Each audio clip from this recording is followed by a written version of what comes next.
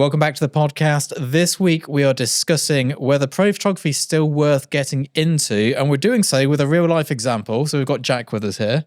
How's it going? Very good, very good. How are you keeping? I'm good. Good. Now Jack's just driven how far? 5, 6 hours. 5-6 hours to be here today. So very, very appreciative. So Jack, you're based up in Edinburgh. You're actually in the city. Yeah, I live in Edinburgh, but most of my work's in London, so I'm like pretty much 50-50 between the two at the moment. Mostly on the motorway between the pair. Yeah. There's a couple of topics we're going to touch on here. One is not living in one of the two major cities for advertising. So most advertising happens in either London or New York. Of course, there are other cities that do some, but it's very difficult to make a full-time commercial living outside of those. Yeah, for sure. And the other being coming into photography. Wow, it was your first full year as a pro last year, wasn't it? Yeah, first full-time year last year. And you did was it a degree before that? I did, yeah. Degree at which uni? Kingston Uni. Kingston Uni. Where's that? In London, but I studied it remotely in Scotland. Oh, did you? I thought you were in Edinburgh last year. No, Edinburgh College does this thing where they will teach Kingston University's course within the college facilities, so you're taught by their lecturers and use their studios while getting a degree from Kingston. Oh, that's cool. Yeah. Okay, so yeah. Very strange model. But Got a London degree, but without the London debt. So obviously, there's a lot of talk about photography being over, as there has been since I started my career back in 2008, I think it was. Even back then, everyone was like, it's over. Yeah. The 5D Mark II's come out. Video's so good for so cheap, people just take screenshots of videos. Yeah. There'll be no photographers left. And since then, like, I think CGI was like, CGI is going to take our jobs. And obviously CGI sucks, so it hasn't. Yeah. There's been a whole load of things. So coming into your degree, was the plan to be a photographer at the other side of it? Definitely. I think the plan is maybe actually too confident of a word. It was the dream at the time. Yeah. But the plan was at the time to cross my fingers, Hope for the best, see how it goes. Bring your mic in a bit closer for me. There you go. Yeah, so it definitely was what you were saying, everyone thought during the degree, we're all saying to ourselves, are we studying something that's already obsolete?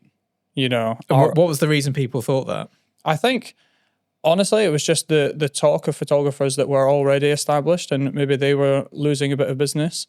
And it sort of was swirling around on social media, but I think now that I've kind of grown to realize that might actually just be because young people like me are now the ones getting a bit more of that work. So photographers that were established, it's not like there's less work going around, even though there might be slightly less work going around, but not to the detriment of you can't make a career of it. I think it's just the work is sort of shifting quite a lot, where work that maybe was working 10 years ago isn't really working anymore. Yeah, I think so. And I think actually there's more photo shoots today than when I started. Because back in 2008, social media shoots weren't a thing. Yeah. That just wasn't a thing. And it's not like billboards have stopped happening because of social media. It's just a whole other thing which needs feeding. There's more advertising now than there's ever been before. So was there, obviously people saying, it's over, there's no work in it. I'm trying to think back to my degree. And I think people thought the same back then in the field I studied, which wasn't photography. And it turned out exactly not to be the case as well. Yeah. But there's lots of people going, this is pointless. There's no jobs in this. This is... and I think the problem is anything which is exciting and cool, there's a lot of competition for the amount of jobs. Yeah. And obviously no one's owed a job. No one's guaranteed a job. You sort of have to, find your way into it and work your way to the point where you're the person who gets... Same with applying for any job. Yeah. Definitely. People wouldn't go, the administrative industry's dead because I've applied for 5 jobs and not got an interview. Yeah. It's but for some reason in photography, it's like, it's over, the world's over, nothing's going to work. So out of all of your friends who went to university, how many of them are working now? As full-time photographers, yeah, me and 3 others, I believe, out of about 30 of us, 25, 30 of us. And I believe, 4 or 5 out of 30 is more than the year before. Yeah, so that's a pretty high. I mean, to give it context, I did an undergrad in sports science. Out of about 300 of us, 5 got jobs in the field. Yeah. And, my partner did a job in English literature. Out of all of the people on her degree, 2 of them have published books. So it's not uncommon to do a degree and then be like, I'll go and do something else afterwards. Or I'm not quite at the level where I can make it work. And then obviously Emily at Agents at Large, her and Ruben went to the same university. They did, down in Portsmouth, I believe. So they must have a relative. The fact that I didn't even know there was a connection between the 2 of them until our Christmas party. That's when I found out. Me neither. They never mentioned it. No one said, "Oh, by the way, we went to uni together." Yeah. It was just, and it was completely unlinked how we found those 2. And again, I think they had quite high career paths afterwards from that particular degree. I don't think it was like a 2 or 3. I think it was quite a high number of people from that. Was it Portsmouth University or something? Yeah, either that, Bournemouth, yeah, something like that. Yeah. It's very down south. It's the opposite end of the country to you. So I think in all degrees there's somebody going, oh, it's not going to work. And I remember being told when we started our degree, 2 to 3 of you every 3 years will probably get a job in the industry. That was the... Yeah, our lecturers always told us, if 2 of you make it, that's good numbers. Yeah. Which wasn't meant to scare us. It was meant to push us on. Yes, absolutely. And that's how I saw it. I mean, I ended up getting a job in the field after my degree.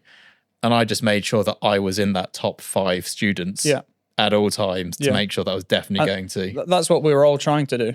Yeah. It's like you're seeing everyone else's work and it sort of encourages you, oh, that's way better than mine. I've got to step it up. I need to get in the studio more. Yeah.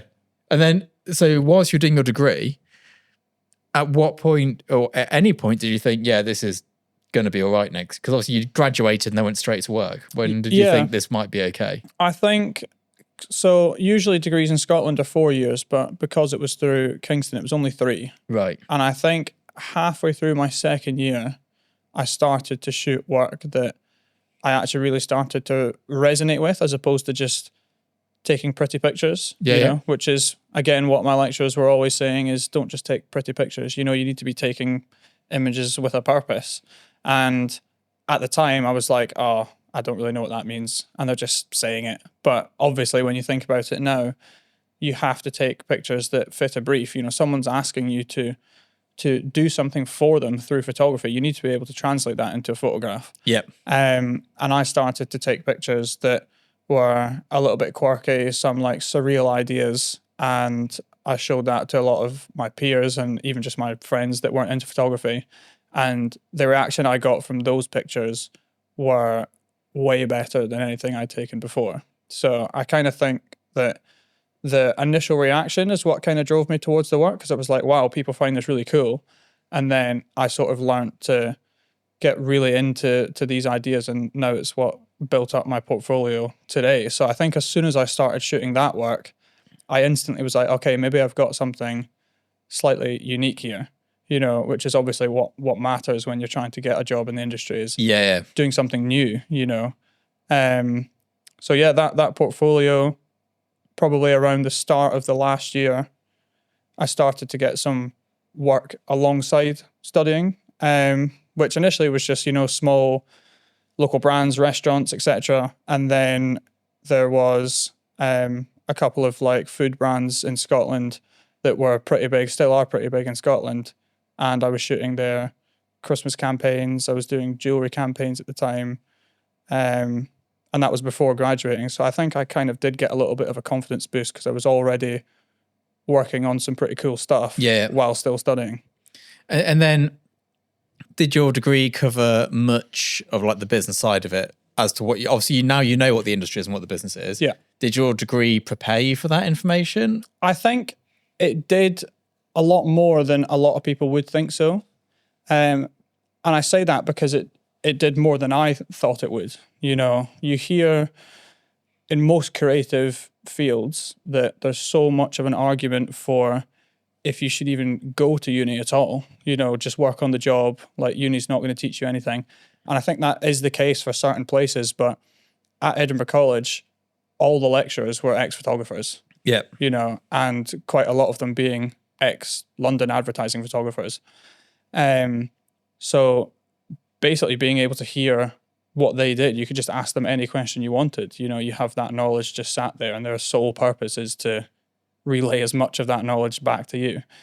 But a lot of things like invoicing, contracting, marketing, you know, that was all taught. Which really? That's good. That's impressive. I felt very surprised. Yeah. You know, what really helped as well is very often we had guest lecturers come in, which are current working photographers. Even people like, I don't know if you know the fashion photographer Ian Hippolyte. Not personally, I know. Yeah. Yeah, he's obviously Canon ambassador, sponsored by Photo, and he's coming in and basically taking us through his career. You know, we would get a lot of photographers in probably every 2 or 3 months for the whole thing, the whole degree. That's impressive. You know, there was at least 10 different guest lecturers that we got to meet and ask questions to as well. So that is impressive. A lot more than I thought. Yeah, because I was going to say the degree in Leicester for photography is absolutely useless. Like you wouldn't even if someone got a first class degree from our university here in photography, you wouldn't employ them as a runner. That's the weight it has. But every degree is, I don't know if it's the same around the world, but I mean, it must be the same around the world. Every university has some degrees they're good at. Yeah. It's like DMU near us. If you want to do shoe design, that is the place to go. Yeah. You know, but whereas if you want to do sport, you go to Loughborough or whatever it may be. So yeah, not all degrees are made equal. For sure. Was it high grades to get onto your degree? Was it? It was very portfolio based in terms of how to get on. You know, the minimum requirements for grades wasn't too bad. I think it was, I don't know the English equivalent, but AS level or A level. You needed like an A and a few Bs, so it wasn't too crazy. Yeah. But definitely the competition came from submitting your portfolio. You know, you needed to have at least some body of work before even. I mean, A's and B's are still quite high. Yeah. You know, I think to get into our one, you probably need C's and D's. Yeah, that's probably why the degree's not as good. But like Edinburgh University, for example, is obviously internationally known university, very high ranking. Their photography degree, I went to their open day, and it was all, you know, film this, fine art this, and fair enough if that's what you want to do. But it was not a commercially focused degree in the slightest. And their requirements were like 4 A's. You need to do this 3,000 word cover letter. Jeez. There was just, I just looked at the website after going to the open day. It was like, yeah, I'm not doing that. Yeah, well, a lot of universities now, because we're going through applying with our kids, they've got rid of the entrance letters and things. Oh, really? Because they're all just AI. Yeah. And it doesn't mean anything. I never thought about that. Yeah, so they're gone. So we just look at your grades and nothing else. That's like savage. So at what point did we meet? That was, were you still studying or did you finish but not got your grades? No, I was still studying when we first like talked at all on social media. But then I think I may have just finished when I did the one-to-one with you. Yeah. And that was initially going to be a block of one-to-ones, but I think by the second call you were like, yeah, do you just want to come to Agent at Large? Yeah, I think I phoned Peter. I was like, Pete, we found somebody. Let's go and sign Jack. And we'll, so I think you've got in touch with us through the one-to-ones. Yeah. Which is actually how we've signed 3 of our photographers, actually. Well, good advertisement. Yeah. So we've just signed another one, actually, a 4th. He's also based up in Scotland. I need to introduce you to, actually. I was going to say, you've not told me about this. No, it's all under wraps at the moment. I'll tell you off camera and give you their details. You can all hook up together. So we met. I think you'd finished your course. You hadn't graduated yet, though, because that gap, isn't there, between finishing and actually graduating? Yeah. And at that point, you were doing some shoots? Yeah, so I was doing some sort of small campaign work during Christmas periods, and then a lot of social media content outside of that. I worked at an agency called Today Agency in Edinburgh, and they're like a student-run marketing agency, which is really cool. So that opened the door to basically half my clients at the time. You know, that put a lot of names on my book working with them. I actually did some social media management for them as well. Oh, cool. Which was kind of nice to take the pictures because I know exactly what I'm going to do with them later. You know, so there's no one to please because I was taking pictures for myself, really. And yeah, that was super helpful at the time and got me so much good, relevant, real work, you know, whilst I was still studying, especially with companies like Graham's Dairy, like I was mentioning, the Scottish brand. You know, at the time, It's like, wow, this is an enormous company, and I'm shooting the Christmas campaign while. So, but I'd imagine, so for the audience watching this, yeah, I would say what 1 in 1,000 have heard of that brand. exactly.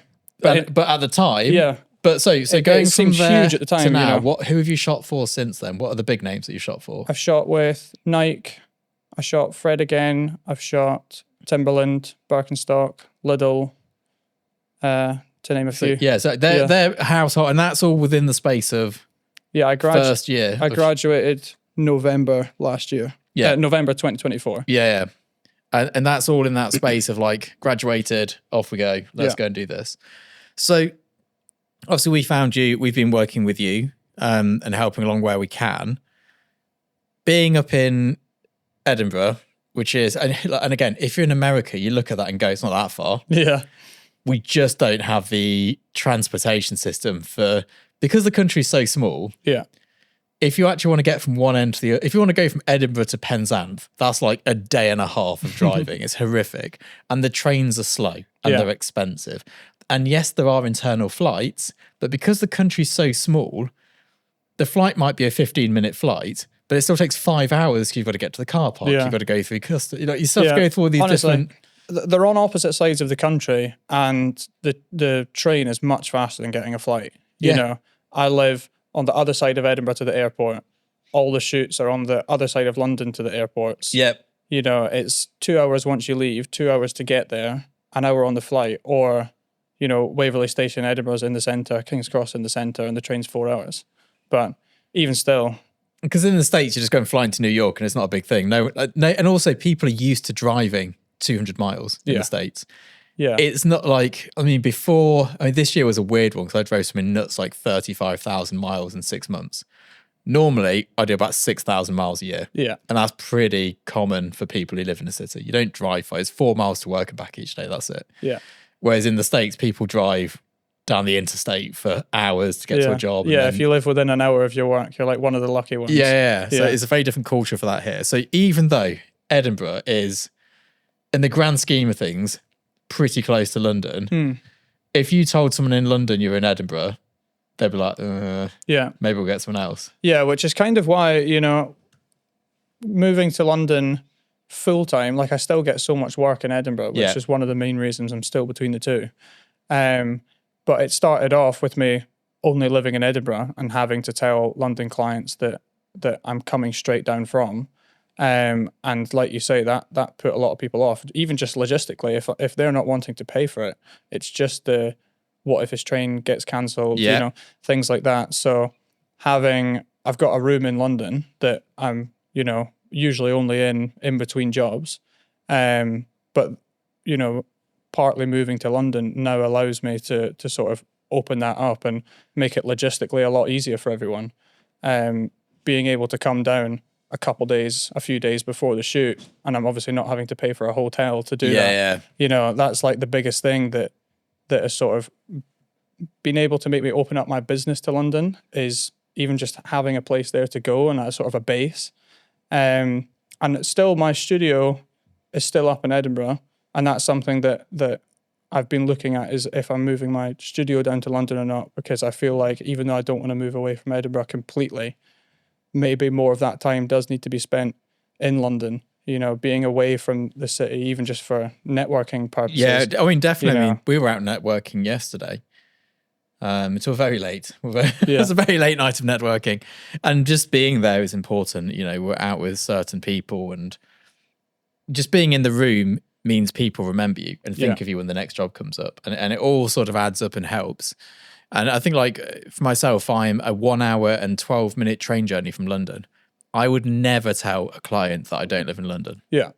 I just suck it up, book myself into... I always get a hotel the night before the shoot. Go down the night before, stay in the hotel, as close to the studio as possible, and then just turn up to the shoot. Yeah. And say nothing about it. I just eat the cost. I even charge them for it. Yeah. But then we're billing quite a lot. Like, who cares for a £200 hotel room? Exactly. But when the budgets are tighter, if they're only paying £1,000 for a set of images and you've got to travel down there, get a hotel, travel back, probably get a hotel the night after the shoot as well. Pay your assistant, suddenly you're losing money. Exactly. So it is difficult like that.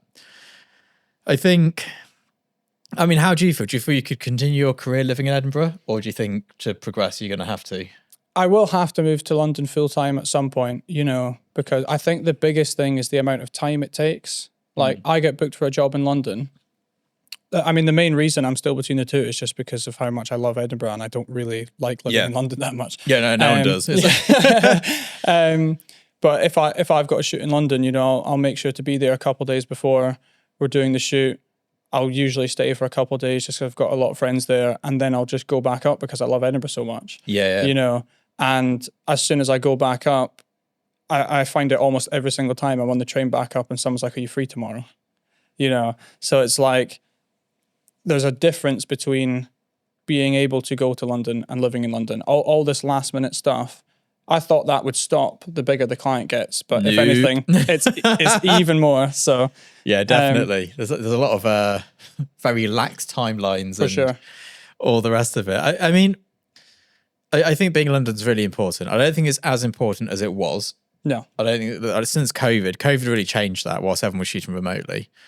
And I think if I had my time again, I'd have moved to London when I was in my 20s. And everyone says that. And I regret not doing it. I can't do it now because I've got partner and kids.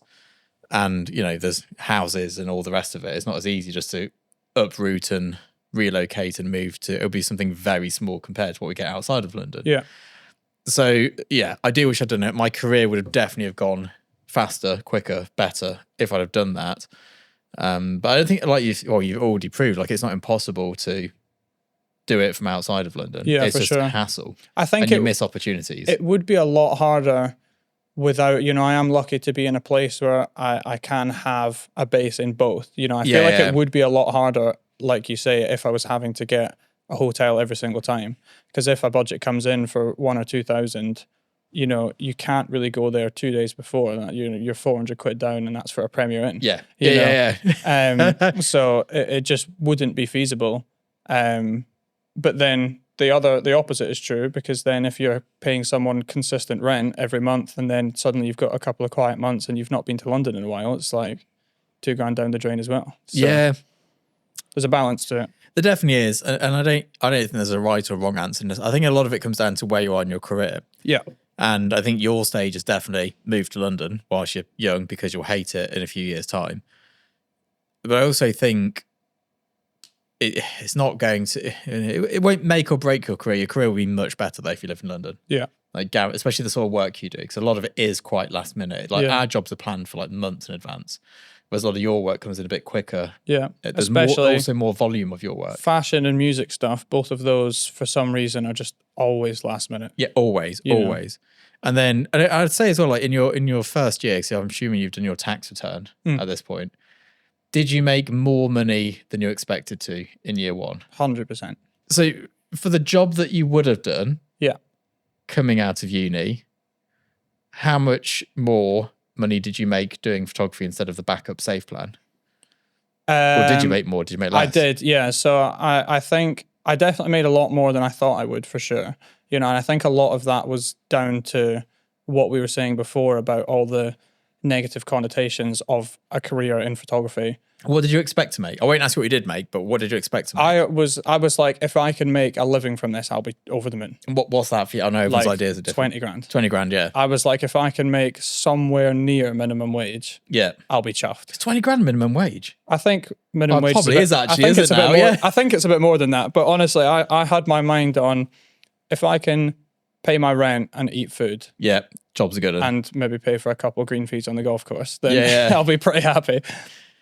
But yeah, like I said, the connotations of that at the time were just because it was like, is this career even viable at all? Am I going to make zero money? Yep.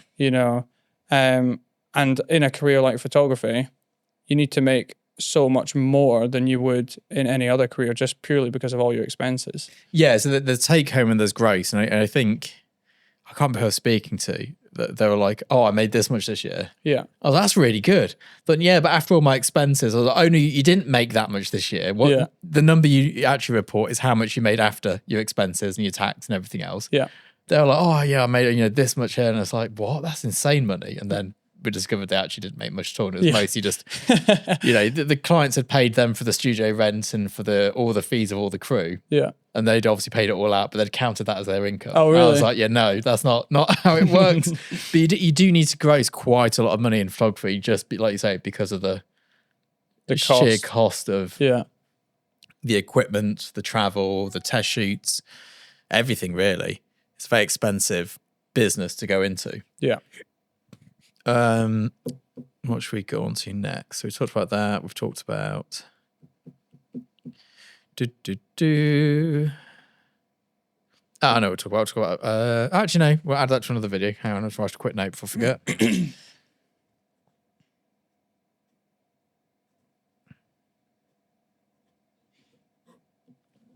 So in terms of this year, your second year as a pro, what's the hope? What are you hoping to achieve?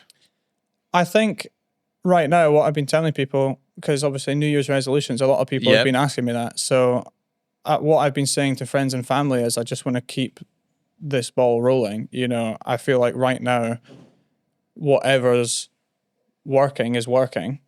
And I'm slowly starting to learn where areas of effort that I'm putting in isn't really, doing anything. And, I'm slowly starting to find out the opposite, where can I sort of put my time into that's just going to make everything go faster, bigger, more efficient.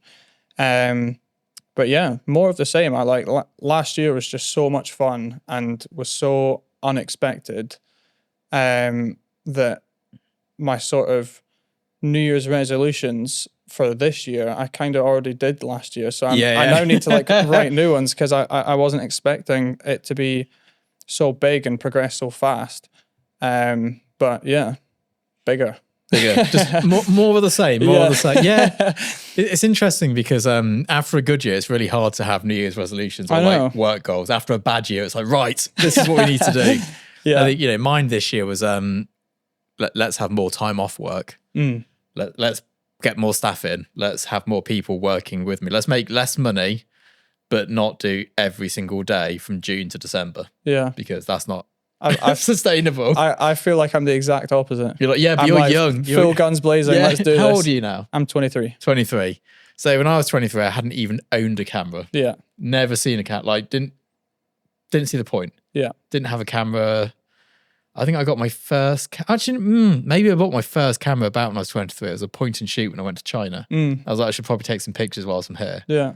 I've got like loads of weird pictures of random animals, nothing of any use. Yeah. It was like a Panasonic Lumix, I think.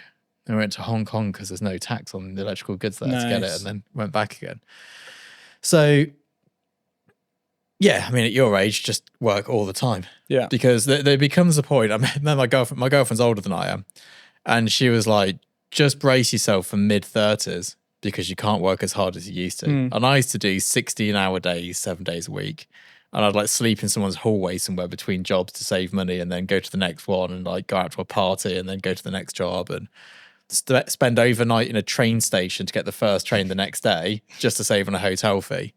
Yeah, I don't think I'm that bad. But no. I guess I'm not part homeless like Scott was. Yeah. Literally just like standing there, it's going so cold. But I've saved 50 quid, so it's worth it. And yeah, now if I do a hard day's work now, it can take me 2 days to recover. Yeah. But I always have this thing where as long as I don't stop, I can keep going. I feel the exact same. If I have 1 day off, that's it. I'm over. Yeah. I'm done. Like, absolutely ruined. I always get ill the day I have a day off. Yeah, same. Like, I took a day off. Like, my partner was ill for the first part of Christmas. She caught this flu going round. And she just got better. And I was just like, oh, I can relax. Oh, I'm sick. Great. Yeah. Like, absolutely brilliant. So that's good. So you're having an agent. Yes. And so you're part of the, what do we call it on the website? On the website, it's emerging talent.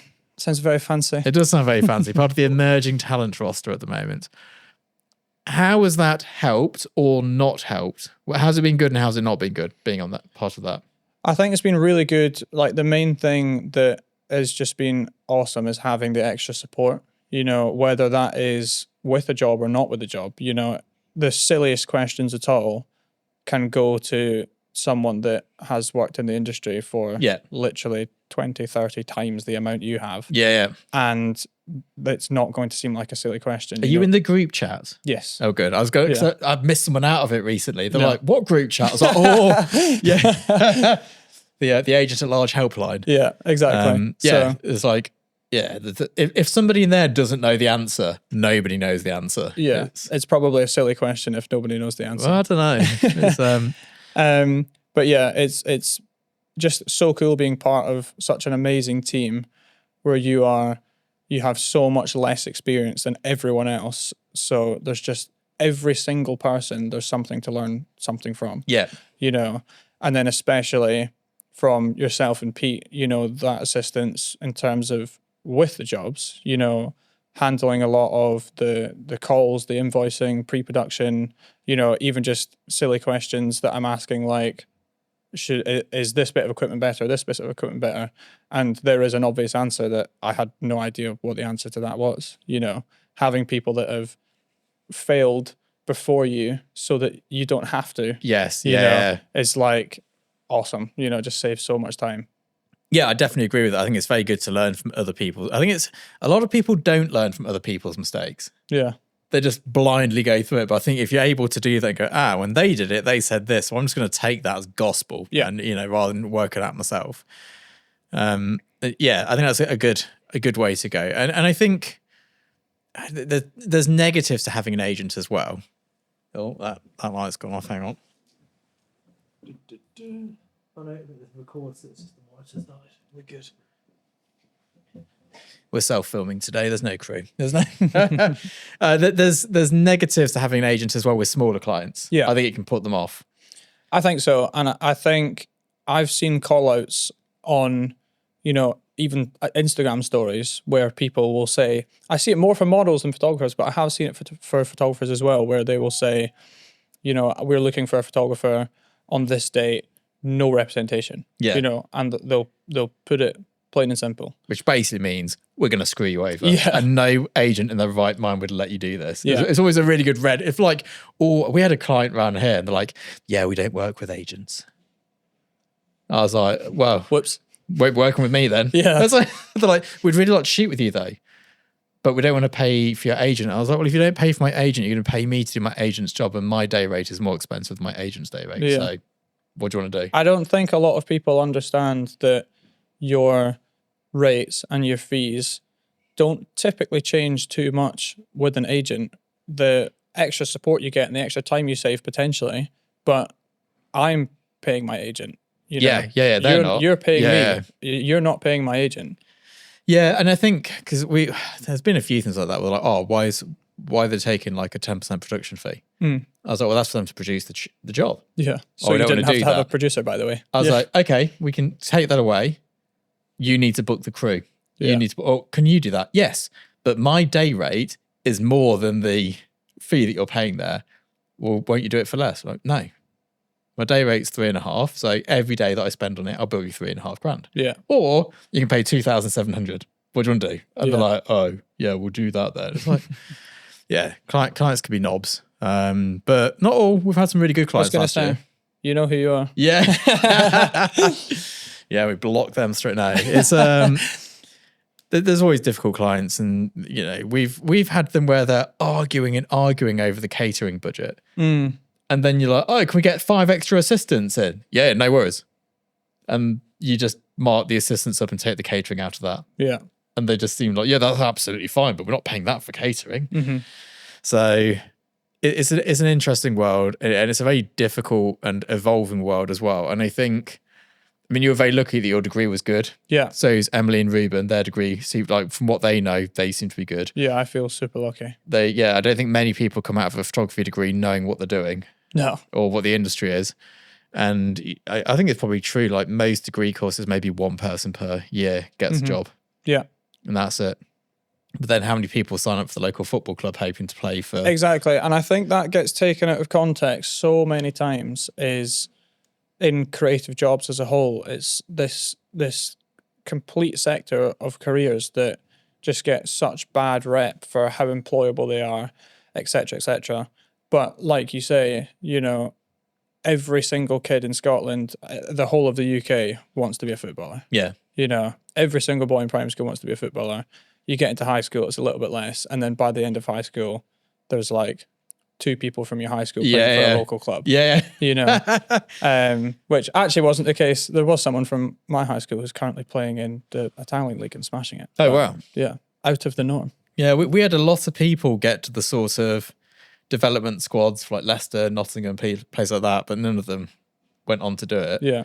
And I'd say, everyone wanted to be a football player at primary school. Yeah. Few people less. And then it was just like a couple of them. And, you know, everyone else just kicked a ball against the wall and went, oh, I didn't make it. Yeah. Well, they didn't even say I didn't make it. They're like, obviously I didn't make it. Yeah. It's professional football. But it's the same in photography. It's the same thing. For sure. It's like, why on earth would you get to make silly money and have a fun time just because you fancied it? Like, it's a competitive thing. And I know a lot more friends, not people that I've met in the industry. Of course, I know a lot of photographers, but I know a lot more friends that have become photographers, filmmakers, musicians than I do that are in any other sector. Yeah. You know, maybe that's just because I'm a creative person and that's why I've surrounded myself with these people. But most of my friends are working a full-time creative job. See, I'm on the other end of the camp.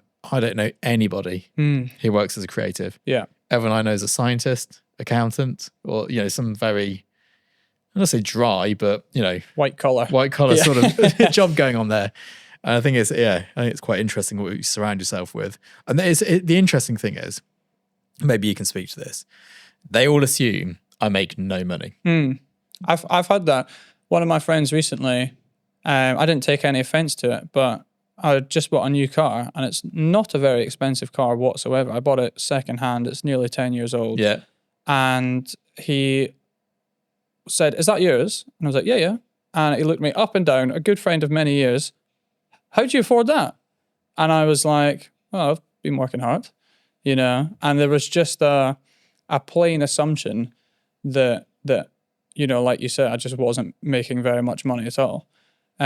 Which some may say is quite a fair assumption, purely just because when I was younger and didn't know much about photography, I also assumed the same, you know, but it's all based on a complete lack of knowledge of the industry.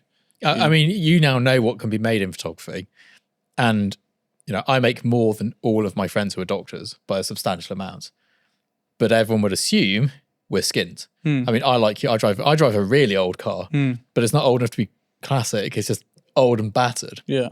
So I turn up to friends' houses in a 25-year-old car that cost me $3,000. Yeah. I'm always in like messy clothes because I'm always working in the warehouse here. And I think people assume it's probably not a lucrative industry to be in. Yeah. Did you assume it'd be not lucrative when you graduated? When I graduated, I kind of had learned that there was money to be made, but I definitely knew how difficult it was to get to that level. Yeah. So I did not assume that I was going to be anywhere near that for 5, 10, 20 years, you know, and now I feel like it's definitely not 20 years anymore, you know, it's coming more into sight of, okay, this is actually going to be possible to make this really lucrative. How many years do you reckon it'll be until you make more than a doctor does? What does a doctor make? About $100,000. In the UK, so in the States, shall we be very optimistic? Yeah, I would. Let's do it in the next year or two. Next year or two. I think so. I reckon either this year or next year you'll make more than I don't see why not. that. As long as I get my finger out and start working hard. Yeah. Well, there is that. Play a little bit less golf.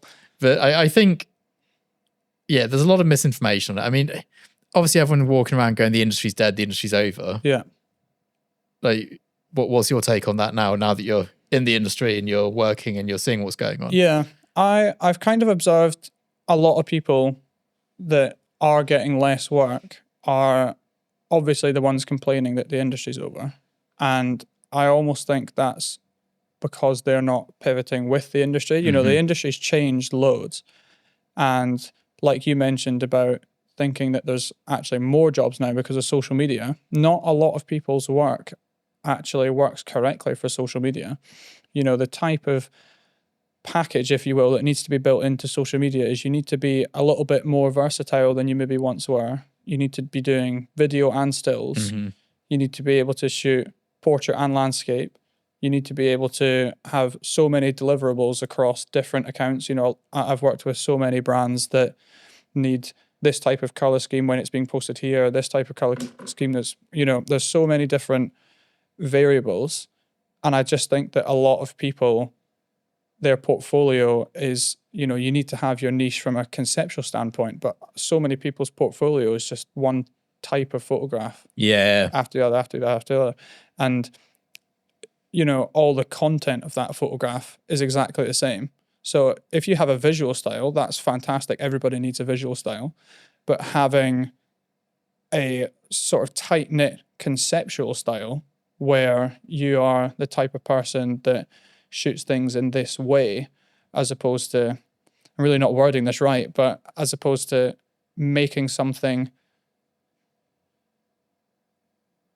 I'm having an absolute mind blank. That's right.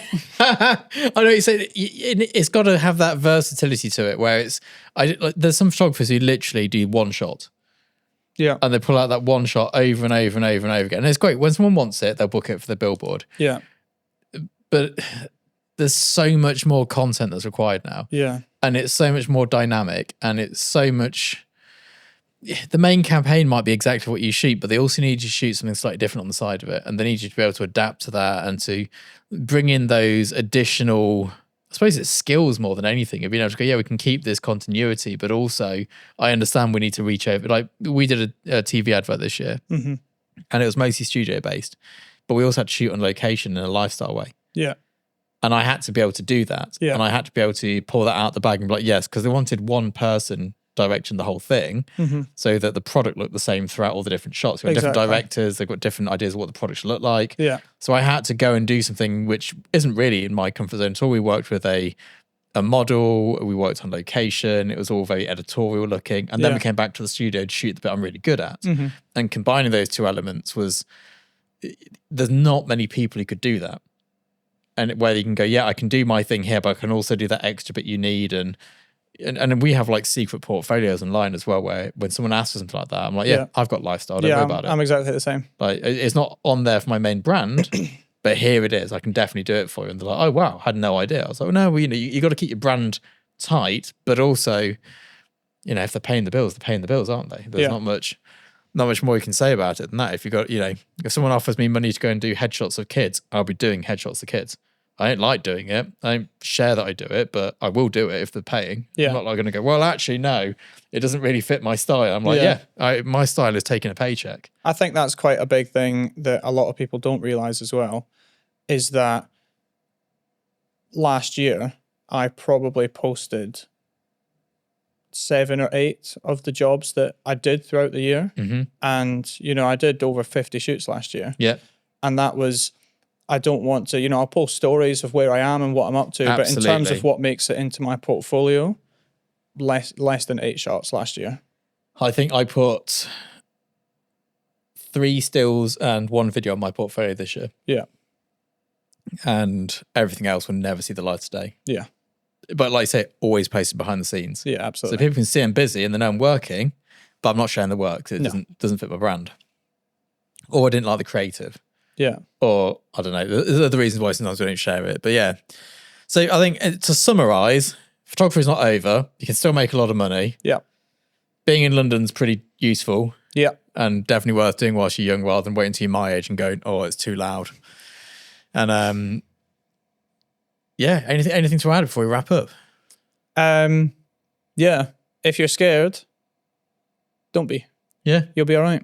Do you know what? I don't know anybody who's given it a go and hasn't been scared to do it. I think that's 100% the thing is, let me rephrase, if you're scared. If you're scared but willing to put in the work, then don't be. But if you're scared and that's what's holding you back, then you have something deeper to look at. You know, you need to be working hard. You need to always be available. You need to do things that you don't like doing. And that will turn into the job that you love. You know, I'm like literally living my childhood dream. Photography is like all I've ever wanted to do. Yeah. You know, and that is through doing countless things that I really didn't want to. So. And I think like in terms of the putting in the work and being available, I can't tell you how many times I've flown back from a holiday for 24 hours to do a shoot and then flown back to the holiday again. Like things like people are like, oh no, I'm away that week. I'm like, I don't care. I will fly back for the shoot, get there the night before, do the shoot and fly back the next day to the holiday. Yeah. People will barely know I'm gone. I'll be gone for a day. But not many people are willing to do that, which seems daft compared to the rewards at stake. But yeah, don't know, maybe that's me. Depends how much you love it as well, you know. Yeah, I think so. I think, you know, you have to love it, but I don't think you can do it if you don't love it. No. If you're not really passionate, I can't see how you could possibly make this work as a career. Yeah. There's just no... You wouldn't have the same amount of drive to work hard. You know, something would go wrong and it would put you off if you didn't love it. But yeah. Oh God, we've had some awful nights last year where like shoots are going, well, it's normally the edits going wrong. Got clients going insane at us. They're like going, this is not what we want. You know, they're going absolutely nuts. They're getting upset. People are crying. And like we're there at 4 a.m. just going, well, we hear what you're saying, but it ain't going to look good. You do it. We don't like the way it looks. I'm like, well, we did say this. And it's, you know, it's pretty frustrating at times, but beats having a job. Yeah, definitely. Right. Let's leave it there. And we'll see you all next week. Awesome.